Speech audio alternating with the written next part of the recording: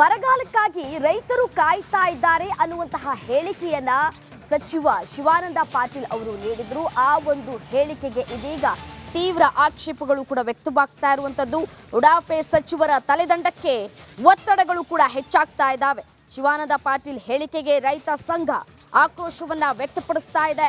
ದುರಹಂಕಾರಿ ಸಚಿವರು ರೈತರಿಗೆ ಅಪಮಾನ ಮಾಡಿದ್ದಾರೆ. ಸಚಿವರು ರಾಜ್ಯದ ರೈತರ ಕ್ಷಮೆ ಕೇಳಬೇಕು ಅಂತ ಹೇಳಿ ಬಸವರಾಜಪ್ಪ ಆಗ್ರಹಿಸಿದ್ದಾರೆ. ಪಾಟೀಲ್ ಕ್ಷಮೆ ಕೇಳದಿದ್ರೆ ಉಗ್ರ ಹೋರಾಟದ ಎಚ್ಚರಿಕೆಯನ್ನ ಕೂಡ ರವಾನೆ ಮಾಡಿದ್ದಾರೆ. ಶಿವಮೊಗ್ಗದಲ್ಲಿ ರೈತ ಸಂಘದ ಅಧ್ಯಕ್ಷ ಬಸವರಾಜಪ್ಪ ವಾರ್ನ್ ಮಾಡಿದ್ದಾರೆ.